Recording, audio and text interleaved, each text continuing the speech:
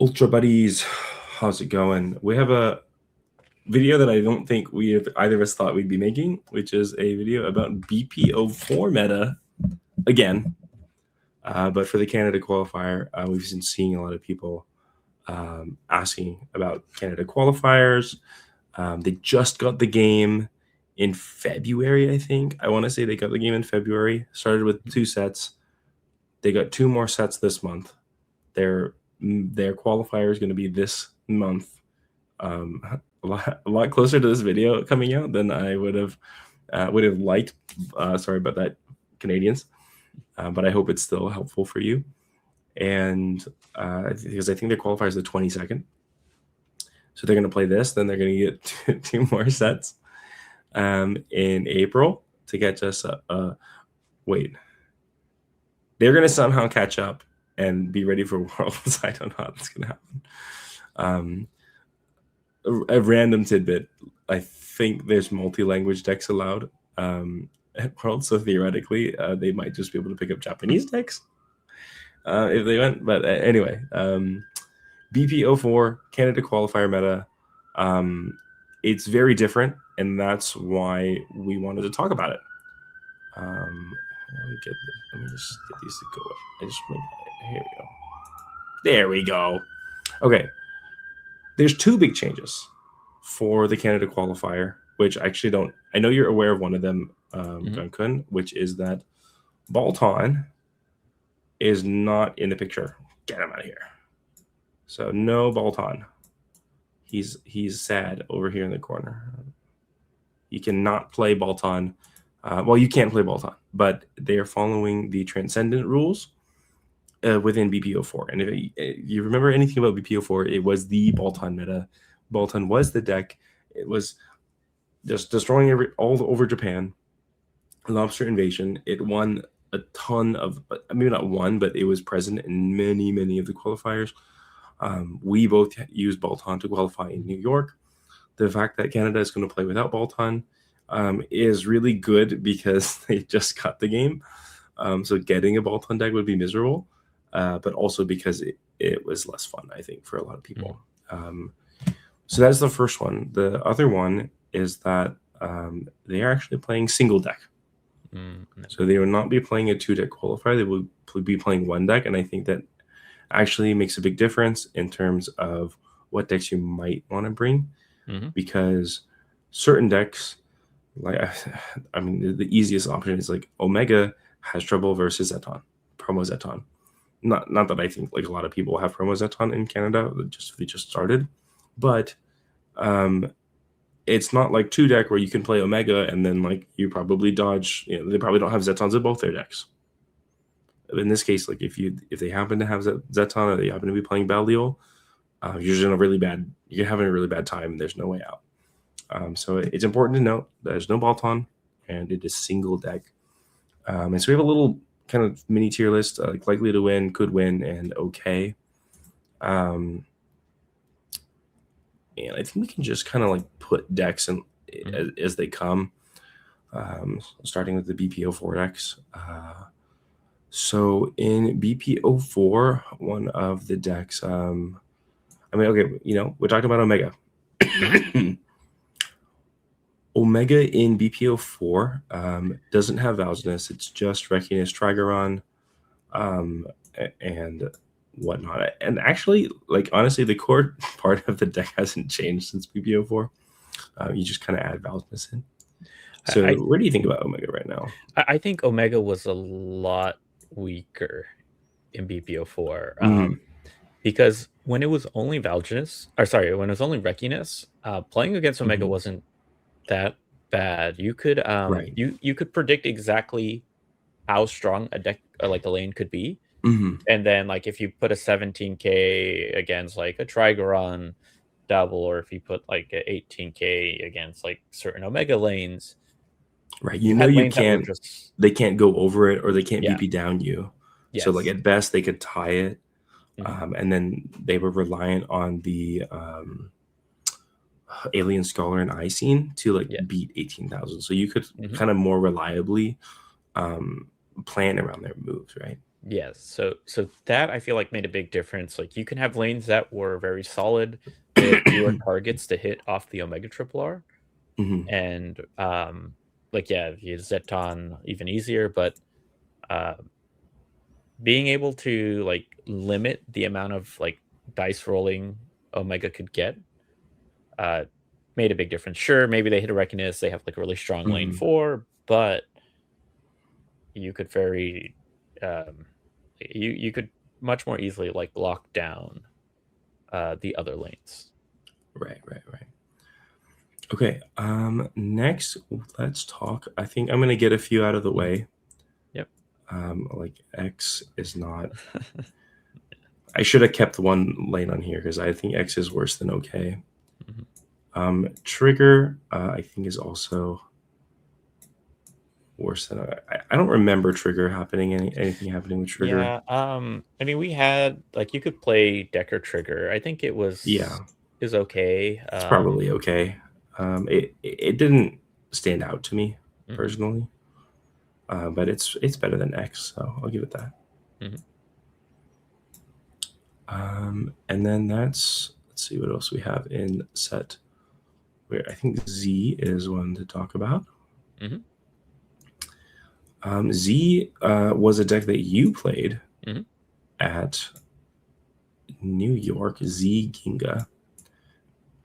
For me, I think Z Ginga is up here. It's going to be our first Mhm. likely to win candidate.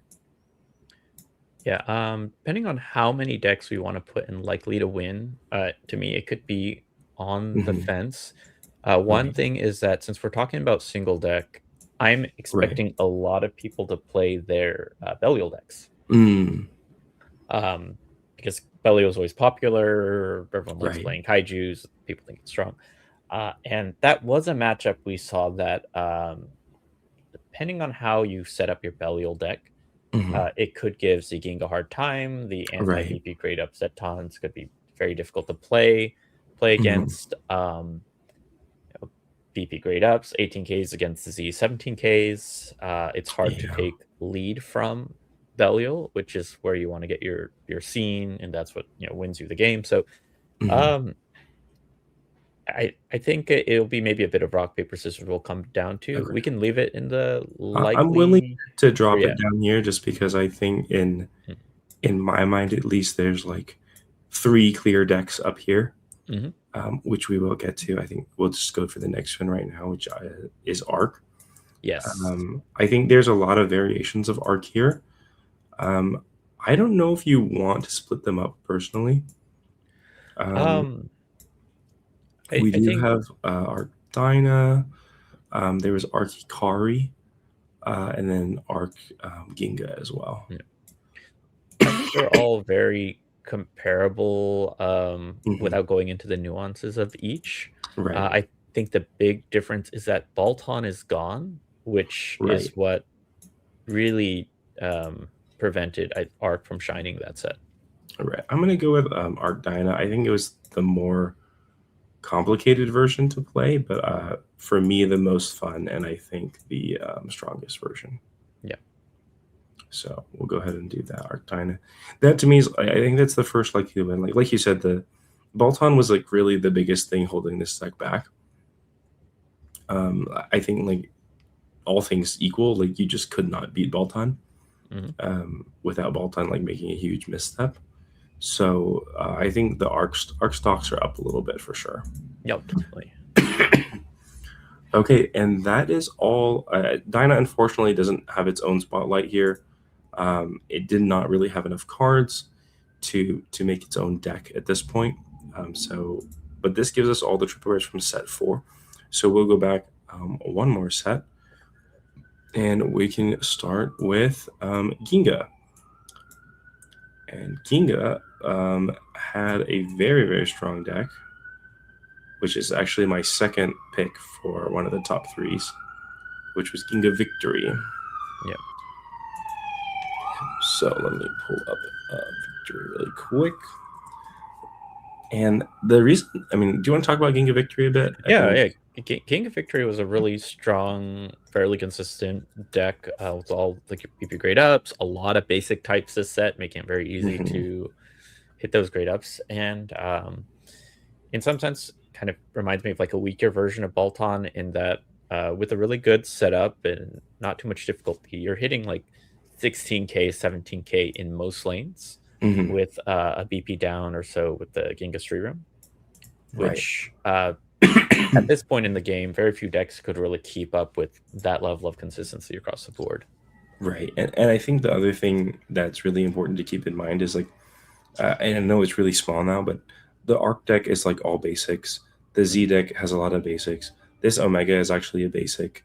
The meta that existed in BPO4 has a lot of basics. Like a lot of strong cards are basics, which means like the deck that can use BP up against basics Mhm. ends up being quite strong in a similar way like that Zero was kind of like a secret pick against Mebius way back when.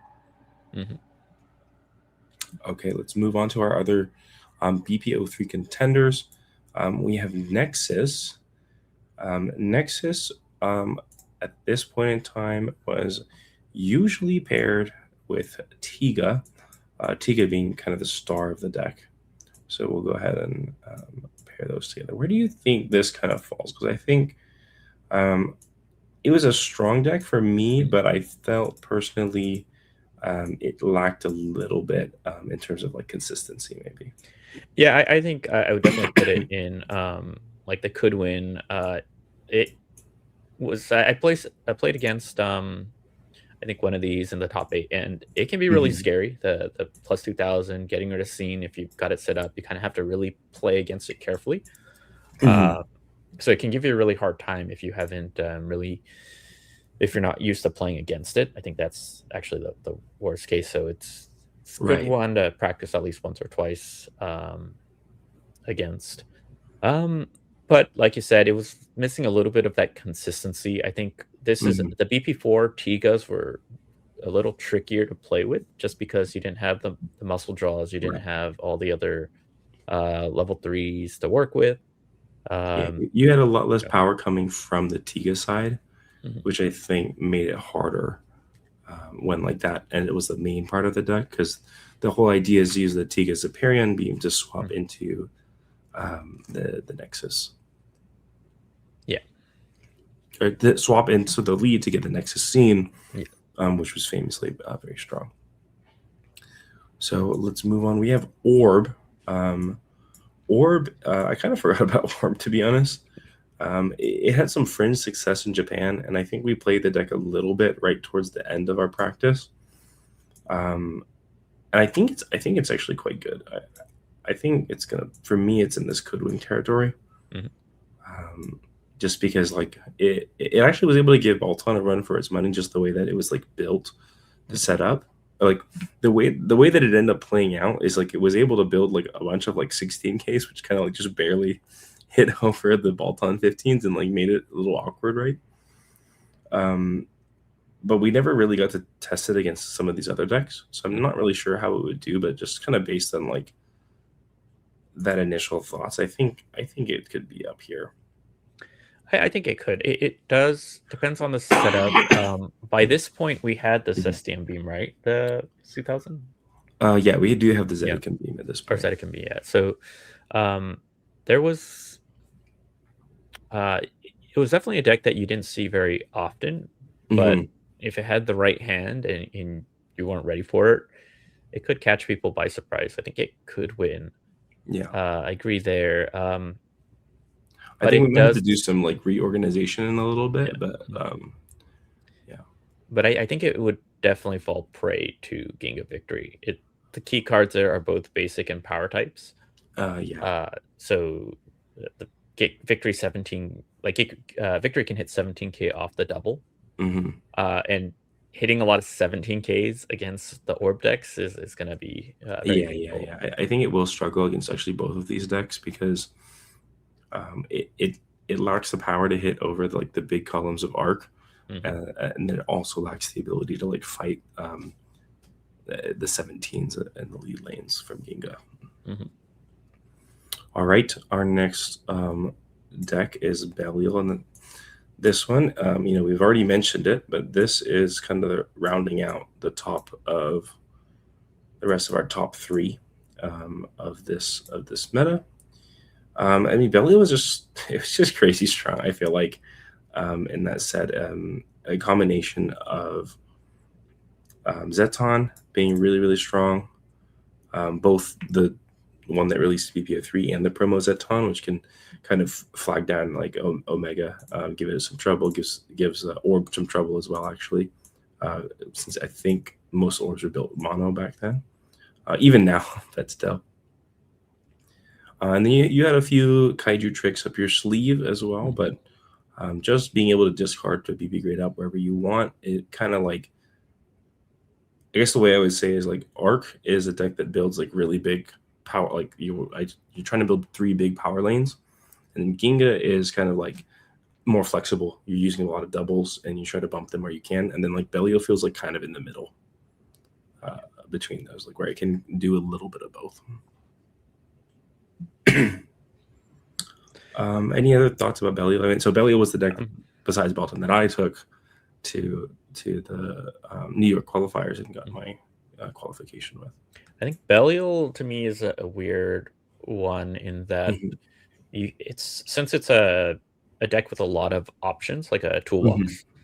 You want to tailor it based on the meta and the cards you expect to play. So Right. we've played each other with Belial where if you had it not tuned exactly right, you might just lose very poorly to like Z versus like when you had it tuned exactly where you wanted it to, it would actually give Z a hard time. So Right. we've seen it go both ways with some of these matchups. Yeah, and I think that's very true as well with like if you want to go back and watch my qualifier video, and for the Canadians, it may be helpful. We both put out like deck profile type videos for the decks we brought to New York that might help you give you some insights of Gankun's Ziginga as well as my Belial. But if you watch that video, you notice that we played a small Rise Cup tournament. It was a Rise Cup, right? It was a Rise Cup, a couple weeks LA Rise Cup before New York qualifiers, and I got smoked with my Belial, and then I had to like go back to the lab, and then in New York qualifiers, my Belial didn't lose a single game. So like what Gunkan is saying, like if you have it tuned just right, it's great, but if it's not quite there, then like it can have some issues. So I wanted to call that out, is that Belial isn't a deck that you could just say, oh, go play Belial, and then you'll be likely to win. It has a really high ceiling in what you can do with it. Because we'd even seen that, I know you teched in certain cards dealt or specifically to deal with like Arc Dyna, which would otherwise give you a hard time, and then those ended up winning you those games in New York. Whereas if you miss a setup, then like Belial might not actually do what you needed to against decks like Arc, which is going to break 18k. Yeah. Okay. Then I'm going to do our last PPO3 card, which is Jugular. What do you think about Jugular as off rip? It depends where it would be, and I would say it was okay. Yeah, that's where I'm gonna put it. Yeah, depends on who you set up with, but it didn't feel like it had the consistency you wanted, and left yourself open to like stuff like Zeton if you tried to pair it with Orb, or if you tried to pair it with Belial, then you had maybe a weaker version of Belial than if you played like Zeton and other toolbox kaijus. So, yeah. No, I agree. I think Juggler didn't have enough by itself, and didn't have like a partner that was like, oh man, this is like the perfect partner for Juggler. Okay, and then we got a lot of other things we want to cover besides just the tier list, so I'm going to try to speed run us a little bit, and maybe not hit all the decks from here out, just the ones that are kind of relevant. So talk to me about Gaia Agul. Gaia Agul, like I really thought it could win, but it really ended up in the okay category against some of these matchups. Like of course the perfect Gaia hand could beat most of the strongest decks, but with the really strong lanes from Arc Dyna, all the Ginga victory bumps against BP grade ups, the Belials being able to BP grade up, all some of these other kaijus, Gaia just ends up in the okay lane. It could be very strong into these other decks, but it was gonna have a hard time against the top decks, which makes Mhm. it very difficult to win an event like this. Right, and I think one of the things that I've overheard a bit about Gaia was that it is a little bit of a slower deck, and this meta was like surprisingly fast between like Ginga and Belials, and Hmm. so you couldn't always like put yourself in a spot where you could go for like the bounce plays to draw extra cards because you would just die. Yeah, exactly. Okay, let's talk zero. I think zero for me was okay. I have it here because like I think these last four decks I think are the last like reasonably playable ones for this meta. Um, zero, I think you could play it, but I think the fact that you lost out on like a lot of arm types, like maybe like this zero is good against arm types, and Mebius was the arm type king. You don't have that anymore. Like Ginga Victory is just like the zero, new zero basically. Yeah. So I think zero is like pretty bad. Or, I might actually like take it off. I think it's actually worse than some of the. That's fine. It's fine. It's fine. It's I think it's okay. Like it depends what fine. you're playing against. There are Yeah, definitely some matchups in yeah. here where like zero could definitely beat some of these, but How do you um, feel about Decker? I think at this point in time, I mean, when I said Trigger was okay, I still was thinking about Decker with that. Yeah, well, kind of lump these guys together then. I think the newest Decker cards are really what made Decker like climb a Hmm. lot, being able to have access to BP grade down to close out games, getting the muscle draws and like Yeah, or scenes like everything else Decker got really yeah, yeah. It was um it was really BPO 5 that kind of was like, yeah, okay, now we've got a level 4. Okay, now we've got the Ultra Dual Sword, which gives us a different like mode of attack. yeah, And being then able to bump BPO, triples. yeah, yeah. Then BPO 6 kind of brought it all together, like finally, right? Okay, and then the last one is Rosso Blue, which is one of my favorite decks still, even though they neglect it.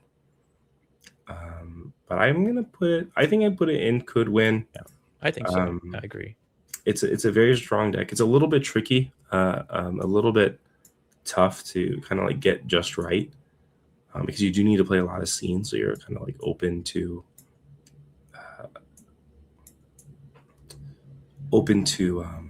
what should we call it? You know, like getting scene blocked if you don't have lead and you have a bunch of scenes in your hand. So you have to play a little carefully for that. And I think a lot of people had Rosso Blue rated pretty highly because it was one of the decks that could have knocked on Balton's door.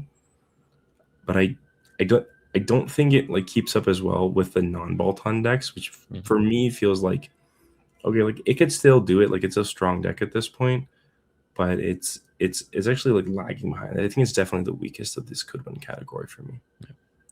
I mean, it's again one of those decks where if everything is going right and you have Mhm. all the strong scenes in your hand, like just like Yeah. many of these other decks, it can feel really powerful. But Mhm. I think it suffered in that if you didn't have the right triples you wanted, it was a lot weaker. 11K doubles Yeah. for both of the key Yeah, those are, triplars it's tough. uh, would lose to any other cards doubles pretty much in this set. So Yeah. you can't give up those free lanes, and being able to flip Mhm. them with blue or Rosa's triple R effects was always great, but you needed every lane to Yeah, be on your absolutely. side to keep And up. actually, they did get the new cards for Yeah. Rosso and Blue and BPO 4. Mhm. Um, I think I ended up deciding that I don't like those cards. Like it makes the deck a lot harder to play. Like so I'm jumping ahead. So what these cards do is they allow you to like be BP grade up if you're surrounded by like the other brother. So like Rosso gets the BP grade up if it's got blue on both sides. But those cards like ended up being really awkward to play. At least I thought. But if it does come through, it's like really annoying because you're Oh, almost like playing Balton. yeah, when you had, like, the best setup, it was great, but then, like, hitting it consistently was tricky. Mhm. I'll say from, like, playing against it, like, when I was playing Zyginga, it was also a little more predictable in that, "Oh, Yeah. okay, he played a blue, I know Erosa's coming out, this will be a Mhm. power type, I can line up my starter deck against it, and Yeah. I'll beat Yeah. any double they could play." Little Yeah. things like that, which, it we were talking about how this meta was very fast, and Yeah. Blue Rosso had a weird lag where your Mhm. those new triple R or new rares don't actually get the BP grade up until the subsequent turn, Yeah. making it very awkward to just have a lane you could give up. Yeah. Which I'm injecting a little bias here, but like I ended up taking those cards out of my deck mostly because I before this set, Rosso Blue was actually like a faster deck because you could play like a little bit more aggressively, and then your opponent doesn't know what scene you're going to play, so they have to like act accordingly. But when you're kind of like, oh, I played this one and it's not going to BP boost till the next turn, and like you give your opponent enough time to set up their defenses. But yeah, I think this is pretty much it. There's a few decks that I don't think we're. I guess technically we could add Antigua Blazar here. I'm glad you mentioned that because I think Tiga Blazar would have been my deck B had I not played Bolton. I'd Okay. probably put it in the could win category. Okay. It wasn't as strong as like some of those other Yeah, ones, it's but kind of like the Tika Nexus thing where like Tika was like missing a little bit of oomph. Yeah. Having not been gotten any support since BPO1. But I think here Tiga Blazar felt a little more consistent to me than Tiga Nexus. Just because you could really lean into Scar to help you hit your Tiga triples. Right. Which is something the other Tiga decks don't really have. Yeah. Okay, is there any decks you think we kind of missed here, or are you feeling pretty good about it? I mean, there's gonna be other decks people play. We could. We're just thinking about like the decks I played against. This really covers most of it, other than some. I think the only like decks would make mess is like maybe like a Mono Blazar, or like a the Arc variations, Arc Hikari, Arc Ginga. I think this kind of like covers most of the decks that I would say. So if we missed one, sorry. But this definitely feels like the general meta. Like there's a lot of decks that could do it, but for us, these are the top three: the Arc Dyna, the Ginga Victory, and the Belial. And at least to me, it ends up being like a little bit like a triangle, where like I felt Belial was pretty strong into Ginga Victory because you're not weak to any of the like anti-basic type things like that. You have the Zeton that's good against PP grade ups, which means if you catch the opponent's Ginga triple rare, they just automatically lose. Like their best tool is kind of feels like a liability now. I think one thing on top of that, not even just the BP grade up or anti-BP grade up Zeton. If you played that Zeton as a 14k double, it pretty much just beats any double Ginga Victory would play. Yeah, exactly. Like you're doing 14s and Ginga Victory is doing 13s. So Belial has a big advantage against Ginga Victory. Ginga Victory, because it's good against basics, has a big advantage against Arc, which is all basics. And it's like probably the slowest of these top three decks. So you can kind of beat it out before they get their big setup going. But then Arc, because its main thing is like giving plus 1,000 to your whole field, can make a bunch of 18,000s, 19,000s that the Belial deck still has no answer to, even in BPO 7 days or BPO 6 days. The Belial decks cannot really break 18,000 without like some shenanigans, which there are ways, but they're not like super consistent. So that gives it an advantage against Belial. So you end up having like Belial beats Ginga, Ginga beats Arc, and Arc beats Belial, which I think makes things a little tricky in a single deck format, because if you pick one and then run into all the bad matchups, so be it, right? Yeah, it's. I'll also. It's tricky unless people are flying into Canada, bringing expertise from playing Ultraman before. I would say that Ultraman has been around, not as long compared to when people in the States and elsewhere are playing it. So some of these decks that really require that high level of fine tuning, I don't expect them to, as many players, to have built up and accumulate enough experience to find that that perfect flavor of Belial. So you might want to think about like what are just good multi-purpose decks that will feel very consistent. You're probably not going to be playing against people who fine-tune Belial decks or things to like after Yeah. like months and months and months of like events and practice. So I would, I personally feel like I would lean towards Ginga Victory Hmm. just because it feels like the most reliable of the bunch. Yes, Right. Belials could give you a hard time, but um, I think if you play it right, you can try to. No, it is a tough triangle though. Yeah. But you Okay. might be able So to plan. Mhm. sorry. I'm trying to figure out something. I don't want the inside of this.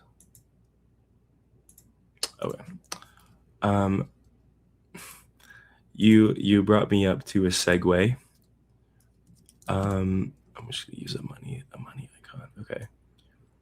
I don't think originally I was gonna do like another tier list for this, but I don't want to anyway.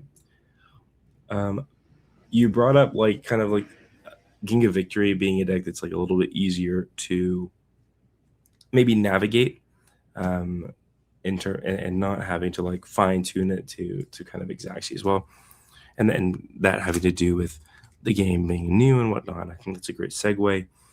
Before we look at some specific deck lists, so if you want to see some deck lists, stay tuned for that.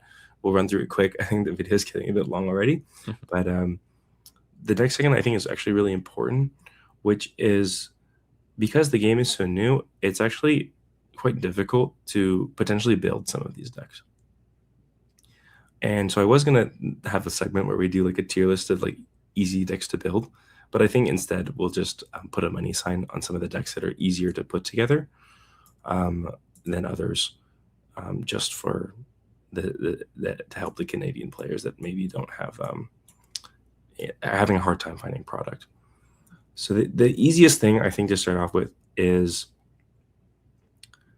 the decks that like can be built within like one or two sets, which are Ginga Victory.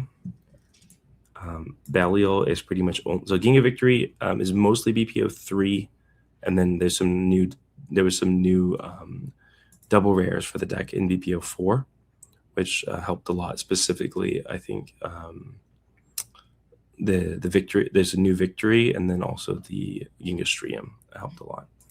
Belial is a deck that, aside from, I think I'm going to take this off just because for me, Promo Zeton was a really key part of that deck, and I don't know how hard that is to get. But aside from that card, basically everything was BPO 3 besides some like random kaijus. So it is technically a deck that's pretty much easier to come by if you ignore the Promo Zetons. Z had cards across multiple sets, so I wouldn't put Yeah, it I think there. so. Arc, I would put it because it's from the trial deck, but the thing is, you have the BPO one. You have Yeah. BPO 4 Dynas if you're going there. You have Ginga's and BPO 3 if you're going for that version. And then for Hikari, it comes in set 2, which like we know the pull rates are worse in that set. Yeah. I mean, you need the And arc triple you rares. need the Arc That's triple why. rare, so that's the big thing. So the context is for the US game, the pull rates in BPO 1 and BPO 2 are very, very bad. So, granted, there are some ways to get lots more BPO 1 and BPO 2 than maybe you can of other sets. So if you only have access to those, then like decks like Arc might be easier to build because you can try to get all the triple rares for that. But I think it's more trouble than it's worth.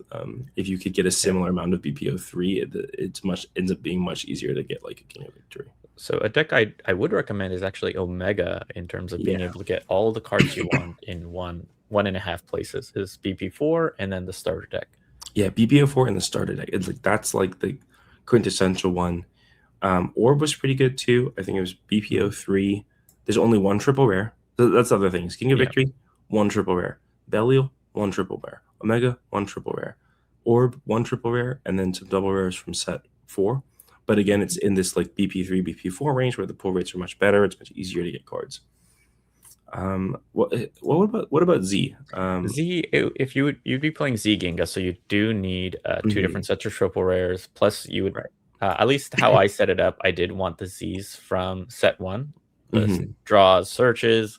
I also had the starter deck Z's, so Yeah. Easier than Arc Dyna by a little, but still, if I had to pick like the three that were the easiest to build from this set, it probably would be the ones we've already called out. Okay.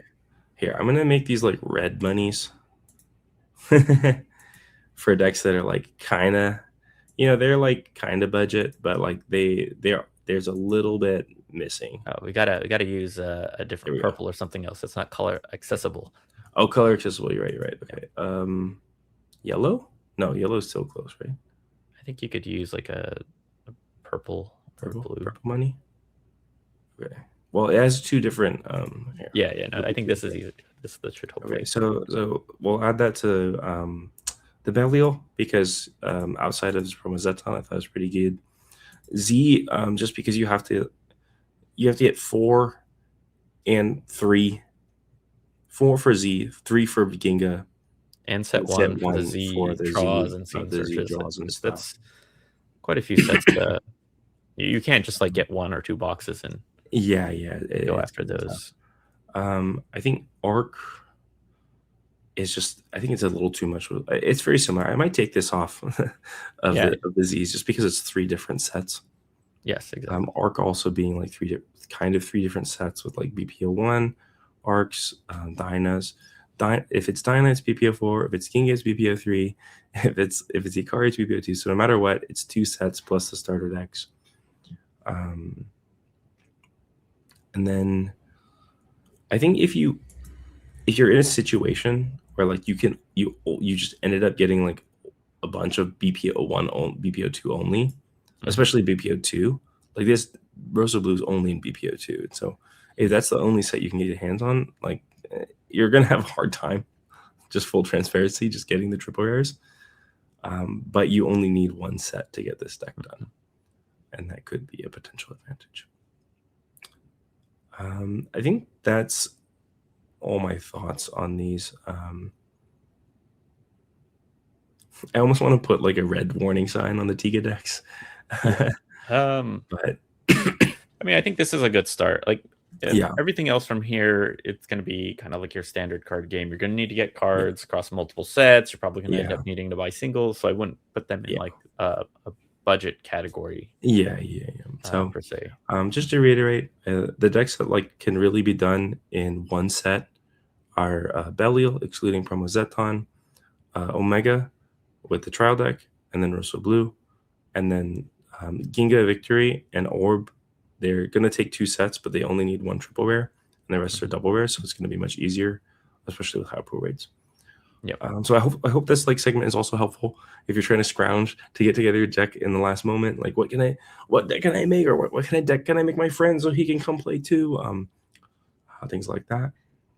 Although I think maybe some people have already like locked in, so good on them. And then I think the last segment we can do is just to quickly run through some deck lists. We might just show them quickly so that if you're still struggling to figure out a deck, you can kind of see what people were playing around then. Unfortunately, we don't have the decks from New York except for, I guess, ours. Well, no. You can also look up Muscle Robo's interview. So we have, technically we have all the decks that were won in New York on the channel because I got first, so my decks are on there. We did an interview with Muscle Robo, who got second, playing Belial and King of Victory. We have you for third, which was Balton and Z Ginga. And then 4th place, just yoinked your decks. So right, he was a viewer. I think there might have been 1 or 2 cards off or right swap, but essentially very similar. Essentially similar. Yeah, essentially a similar Z Ginga. So that's the US. We'll take a look at some of the Malaysia ones. I believe all these were BPO4, and they should be 2 decks. So these are just for the purpose of showing people deck lists to get some idea how to build things, because they can be kind of tricky to do these things last minute. So Malaysia, we have Hongjie with Rosso Blue. Like we said we could win. It did win. We've got Belial, of course. We've got second place as a Z Ginga right there, and a Tiga Nexus. So good on second place. And I'm just gonna run through the decks, Kakan, unless if you want to stop and talk I about don't think. anything, let me know. But we're already at like 40 minutes, so I don't want Yeah. to hold people hostage here too much more. You can find these on the column on the Ultraman card game website if you want to hunt them down later for yourself. We've got Ginga Victory in third, along with Z Nexus, something that we didn't talk about, but something I did kind of explore a little bit when I thought that Z would be like a lot stronger, a lot more popular. Z Nexus has a little bit of an advantage in the Z mirror match, being able to play second, because the scene, the new unidentified object scene for Z is really strong. So you wanted to be lead to play that scene, and then you kind of win. But Z Nexus got to let the opponent take the lead and then destroy the scene to get a big benefit, and kind of like play the Uno reverse card. Malaysia did not have many Baltons, I guess. So we finally have a fourth place Balton with an Arc Z. I think this basically is like the same idea as Z Nexus in a way, but like you have the Ultraman Arc Dual Sword, which lets you just get a lot more boosts. Cool. Any thoughts on Malaysia? We want to dig into? I mean, not too much. These are all decks that we've kind of are in the top two rings of our tier list. I feel like here, any deck here, the trickiest part is just getting through Swiss. These guys all would have gone through 3, 4, 5 wins of Swiss. And then top 8, Ultraman is a game with a decent amount of variance, so it's always tricky to see. You never know what actually ends up making the final top 8 cut. Yeah, and I think one thing I want to point out is like just to reiterate on Rosso Blue, because it is a pretty tricky deck. It does play 9 scenes, which is a lot more than most decks you're seeing is like 4 scenes, 5 scenes. Maybe Z has 6 scenes, but I mean this one has 5, right? So there's a lot of scenes, so to be aware of that.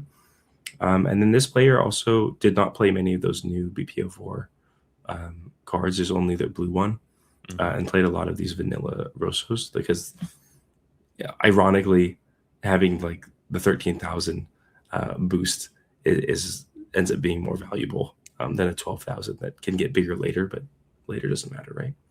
Okay, let's see Indonesia. An Arc Dyna Z Ginga combo won Indonesia. So that was one of our likely to win and one of our could wins. Pretty strong there.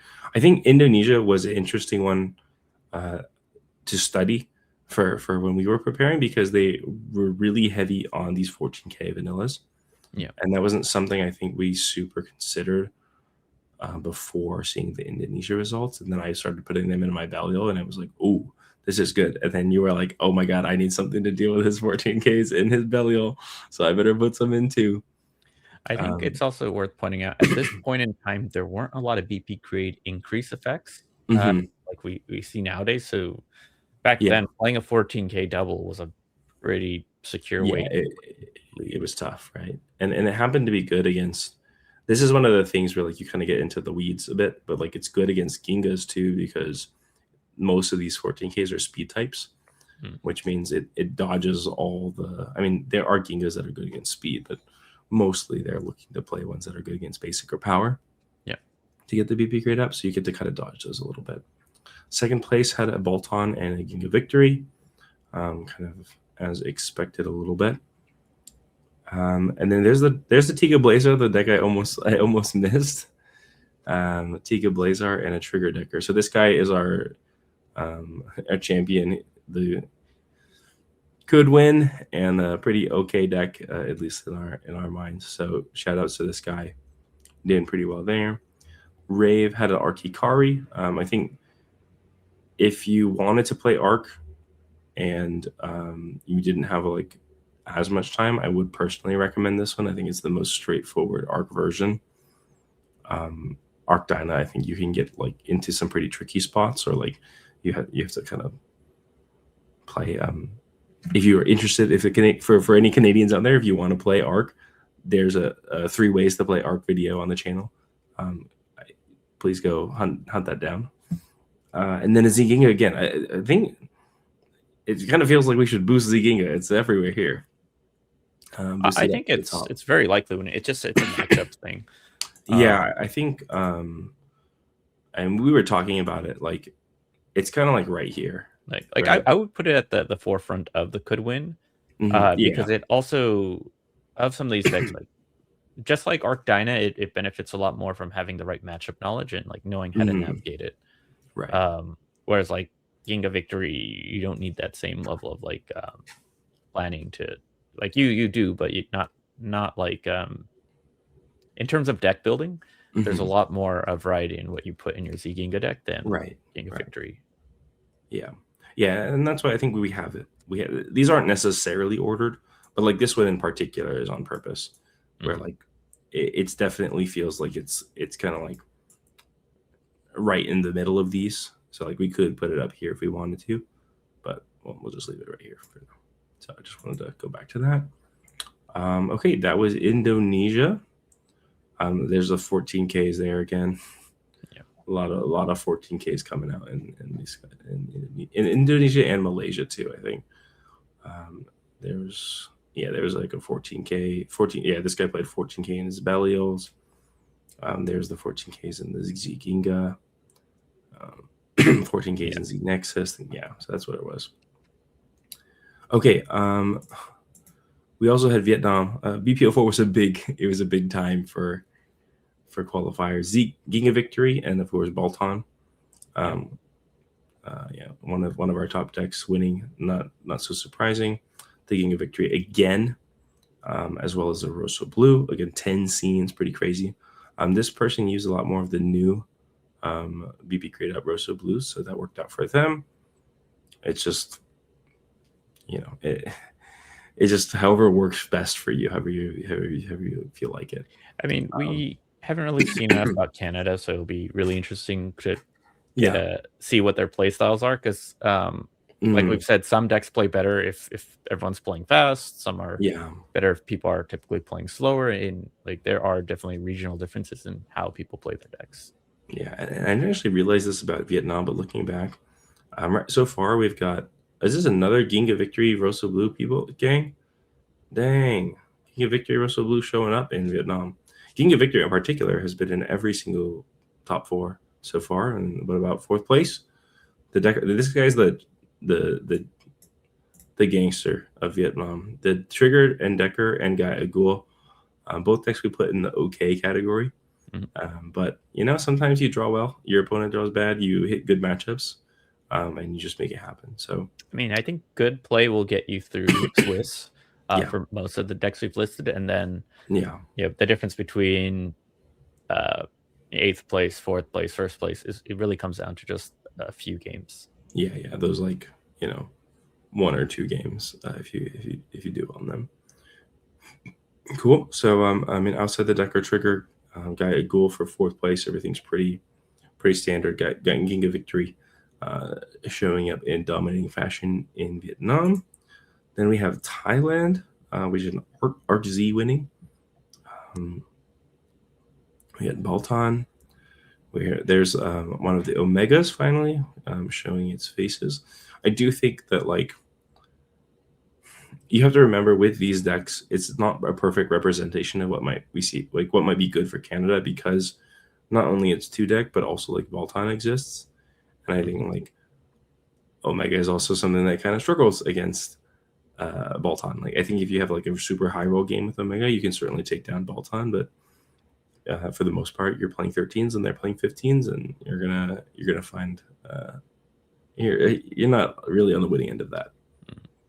Let's see, third place is a Baltan and a King of Victory, and fourth place is also another King of Victory and a Baltan. So Thailand, Baltan showed up in force. It would also be interesting later to like think about when these events happened. I Mhm. recall I think Singapore was like a week after the set released, so Oh, we did we? people probably didn't even have bolt-on decks put together yet, and That was I don't did we think do Singapore? actually let's see. No, I think what you're thinking about was a Japan tournament Oh, okay, but one of that I them. don't remember where the results of that are. Oh, maybe it was set 5. It might Some have of bit. It might these. have been set 5. Okay, so It was something, but yeah, I remember what you're talking about. Wait. This is a week after set release. I think if you scroll up, set 4 came out. I know what you're talking about, but I don't Yeah. remember. So we could look it up. Yeah. There is a case of like some tournaments that that happened like just after the set release. So, I mean, it was Okay, August that's 1st. August 1st. Never mind. No, and the first one we had was like They had September. some time. I do remember what there was Okay, I one think it was. tournament. I think it was set was 5. Singapore. Set 5 had that then. Yeah, sorry, we're getting a little sidetracked. Singapore. Because it came out on like about Halloween, I think, for set 5. Was Philippines set 4 too? Or is this set 5? Yeah, it's a set 4. Because everyone's still playing King of Victory. Okay, yeah. King of Victory, Rosso Blue, Juggler, Kaiju Blazer. This is a crazy one. I don't remember this at all. Philippines.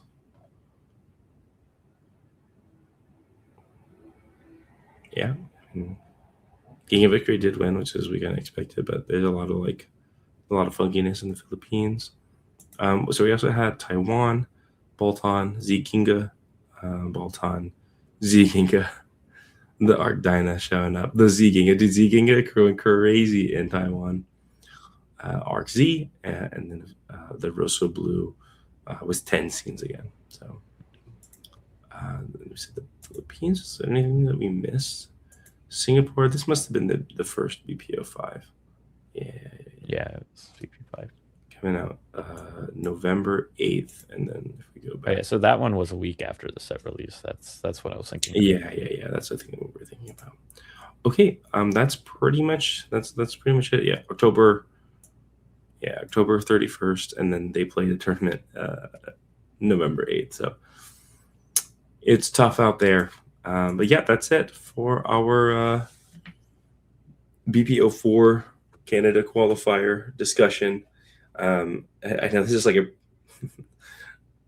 for a pretty niche audience, but I hope it was helpful. Give you a quick rundown of the decks we think are good and which decks are a little bit easier to put together than others, and running through the deck list. And like again, if you want to look up the deck list yourself and get like a bigger image, you don't have to come back to this video. You can find them here and see them all blown up. But good luck to our Canadian friends. Mm-hmm. And we hope to see some of you at the World Championships. Yep. All right. Bye. Bye.